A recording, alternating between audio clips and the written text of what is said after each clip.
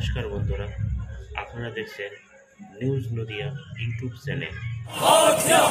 এই তিলোত্তমা হারবে না, এই তিলোত্তমা হারবে না, এই তিলোত্তমা ভয় নাই, এই তিলোত্তমা ভয় নাই। যখন মীনাক্ষী মুখার্জি, কলচন দাশগুপ্ত নেতার নেতৃত্বরা তারা আর্জি করে পৌঁছেছিলেন, যখন তিলোত্তমাকে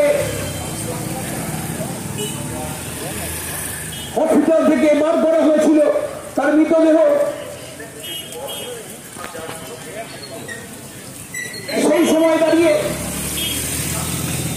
ছাত্র যুব আন্দোলনের নেতৃত্বরা যারা সামনে থেকে লড়াই করেছেন,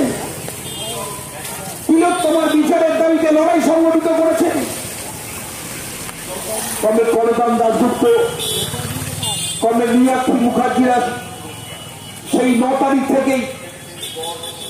এই তিলোত্তমার বিচারের জন্য অপরাধীদের শাস্তির দাবি করে ধারাবাহিকভাবে লড়াই সংগঠিত করতে আমরা দেখলাম যে চক্রান্ত শুরু হলো। গোটা রাজ্যে দাঁড়িয়ে যেভাবে মানুষ তারা আন্দোলনের ভয়েস রেকর্ডিং, এবং সেটা হচ্ছে তৃণমূল কংগ্রেসের পক্ষ থেকে তাদের যে মুখপাত্র, দলীয় মুখপাত্র কুণাল ঘোষ, তিনি এবং তার ফেসবুক থেকে হচ্ছে ওটা পোস্ট করেন, এবং তারপরেই দেখলাম রাজ্যের পুলিশ আমাদের যুব নেতাকে হচ্ছে গ্রেপ্তার করে। এবং আমরা মনে করি যে গোটা ঘটনা হচ্ছে পরিকল্পিত চক্রান্ত, এবং চক্রান্ত করে পরিকল্পনা করে প্রথম দিন থেকে কলচন দাশগুপ্ত, মীনাক্ষী মুখার্জি সহ নেতৃত্বরা তারা এই যে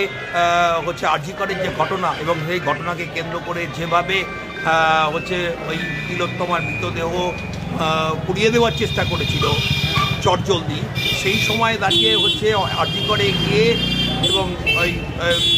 তিলোত্তমার মৃতদেহের যে গাড়ি, সেই গাড়ি আটকে বিক্ষোভ দেখায় মীনাক্ষী মুখার্জি, কলচন দাশগুপ্তরা। ফলে এই জায়গায় দাঁড়িয়ে হচ্ছে আজকে আমরা দেখেছি যে সরকার এখানে